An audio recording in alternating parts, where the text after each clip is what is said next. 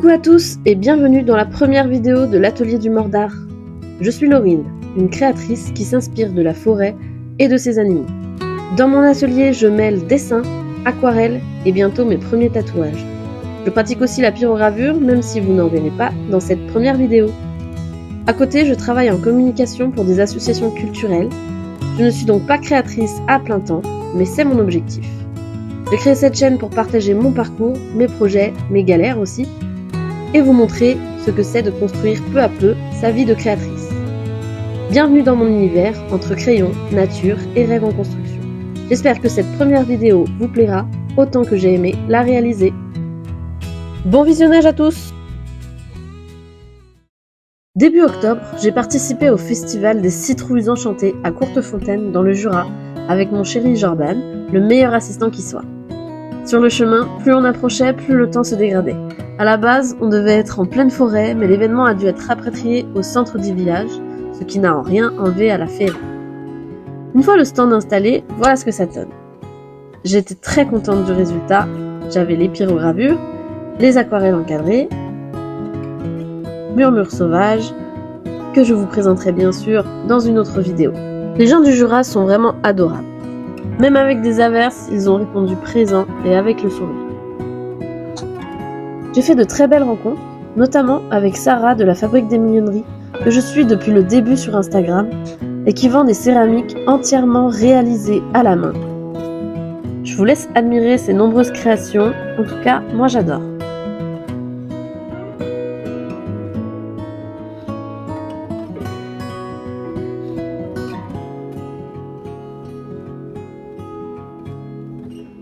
J'ai fait la rencontre aussi d'Alexandra de Chaudron et compagnie, que vous connaissez sûrement. C'est une créatrice et autrice au talent fou, qui m'a d'ailleurs dédicacé un livre dont j'étais vraiment trop contente. Gros coup de cœur également pour l'univers féerique et délicat de Petites Fleurs des Bois Enchantés.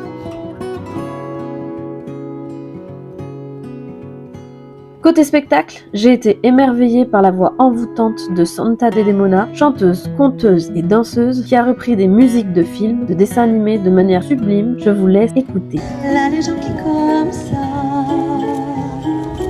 dit qu'une gitane implorait la lune jusqu'au lever du jour. Il y avait aussi les incroyables créatures de Jeanne de la Jungle, artiste, danseuse et comédienne, aux nombreux talents. Et regardez ce magnifique dragon qui a serpenté toutes les rues du festival.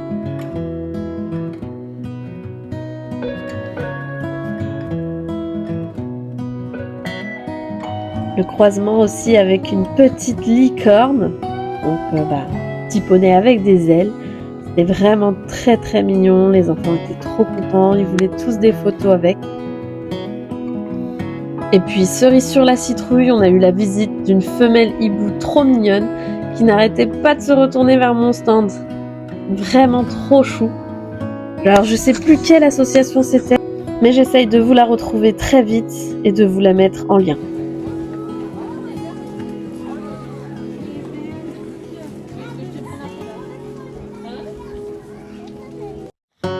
Comment ne pas remercier Grimoire d'étoiles pour l'organisation de cette super journée hors du temps et pour son incroyable gentillesse.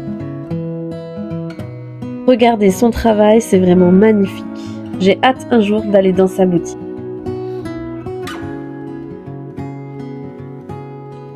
Je participe aussi aux citrouilles enneigées, donc les 13 et 14 décembre, toujours à Courtefontaine. J'espère vous retrouver nombreux là-bas.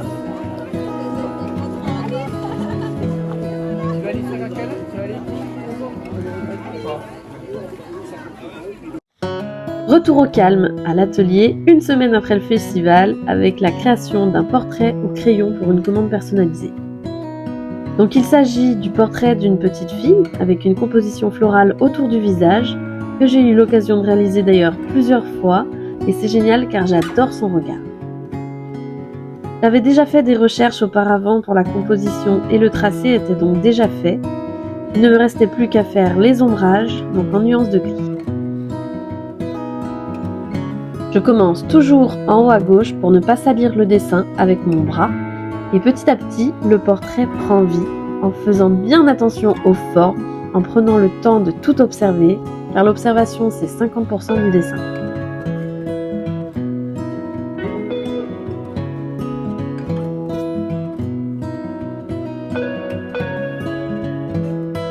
Je fais attention aux proportions et aux formes créées par les vides, ça c'est très important.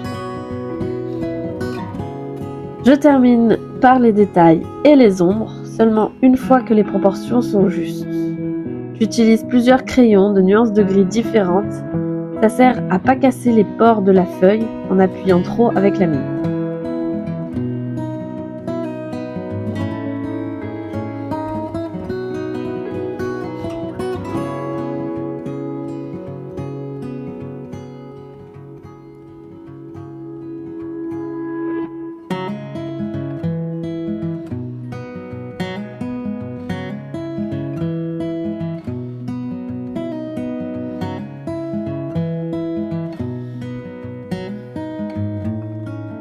C'est le genre de commande que j'adore faire et je n'en réalise pas très souvent, donc sachez que c'est possible. Vous pouvez toujours me demander un portrait.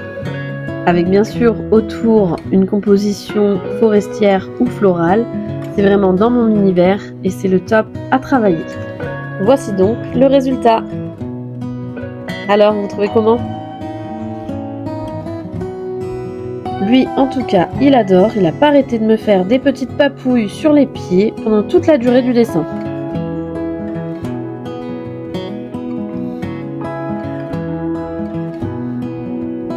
Me voici plus tard en vadrouille. Je suis partie dessiner avec des amis autour d'un château pendant environ 2 heures. Enfin, ça c'était le plan initial, parce qu'en fait, je me suis trompée de château.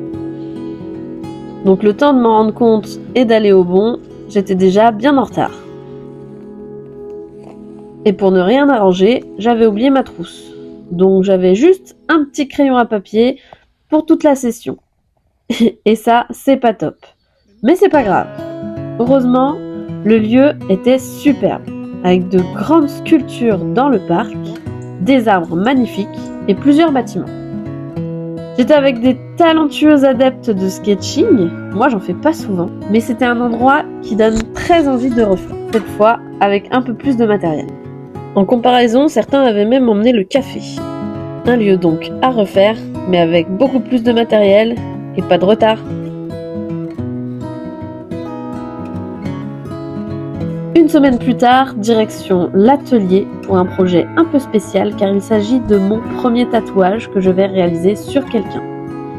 Car oui, j'ai suivi des cours en ligne, je sais, c'est pas trop top, mais quand on travaille et qu'on a besoin de manger, on n'a pas le choix, on peut pas faire d'apprentissage chez un vrai tatoueur pendant plus d'1 an.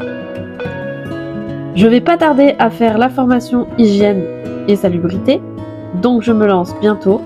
Et ce sera pour mon frère qui a accepté d'être mon premier cobaye.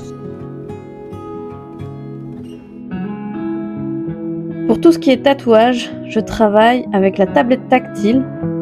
Donc il s'agit d'un iPad Pro. Et j'utilise le logiciel Procreate qui est juste génialissime pour faire les petits dessins comme ça. C'est parfait. Et en plus, on peut le faire de partout vu qu'on a la tablette. Je recommande à fond ce logiciel parce qu'en fait, il coûte que 10 € et ensuite, il est à nous pour la vie. Et il est vraiment, vraiment, vraiment très compétent.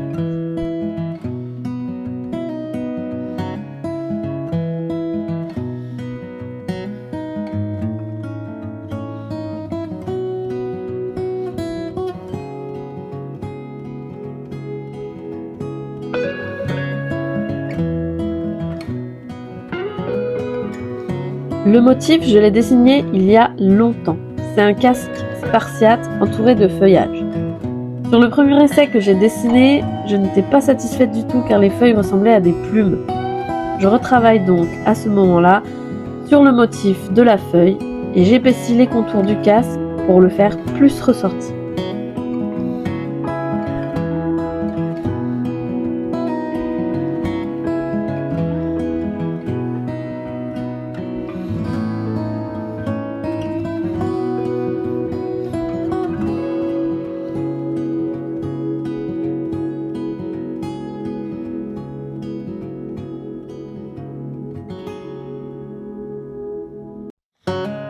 Je n'ai pas encore passé la formation hygiène, alors pour l'instant, je m'entraîne sur peau synthétique, ce qui me permet de me rendre compte de l'outil et de ses vibrations, mais aussi des autres produits que l'on utilise pour réaliser le tatouage.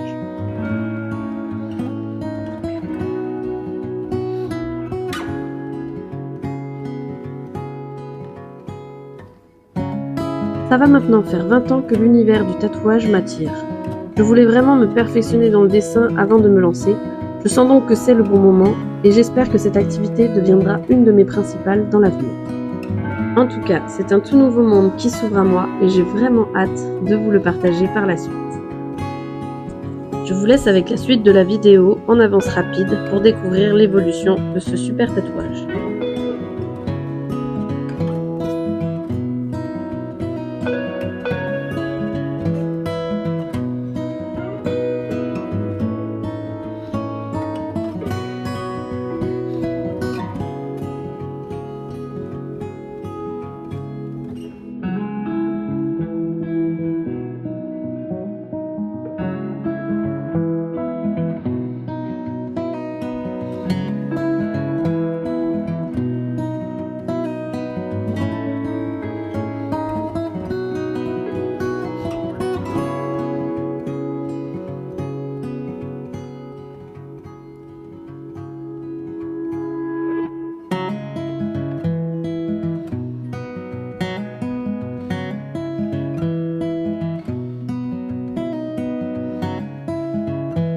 Et voici le résultat. Alors franchement, on va pas se mentir, il y a encore beaucoup de travail. Mais bon, on va dire que pour une première fois, c'est sympa.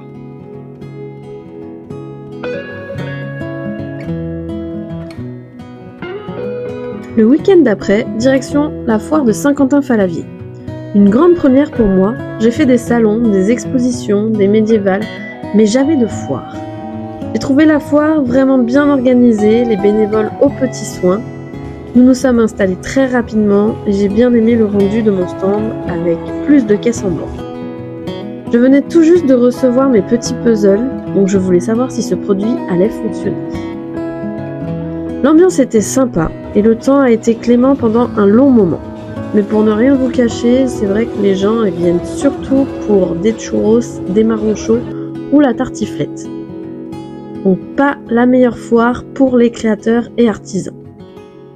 Certains n'ont rien vendu d'ailleurs.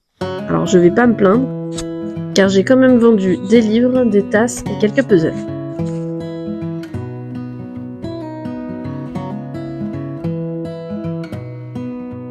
Vous pouvez actuellement retrouver toutes ces petites pyrogravures en boutique, ou si jamais il y en a une sur laquelle vous craquez, vous pouvez me demander sur Instagram aussi par message privé.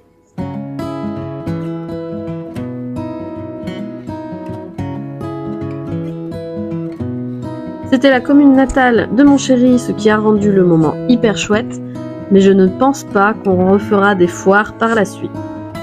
Voilà pour ce premier vlog, j'espère que ce petit bout de mon quotidien de créatrice vous aura plu. Dans la prochaine vidéo, je vous emmène dans la suite de mes aventures, dont la réalisation de mon premier tatouage, la visite d'un château du XVIe siècle unique en France et la création d'une pyrogravure. Je vous présenterai aussi mon futur projet de brocante de la forêt. Merci d'avoir regardé, n'hésitez pas à vous abonner et à laisser un petit mot. On se retrouve très vite pour la suite des aventures de l'Atelier du Mordard.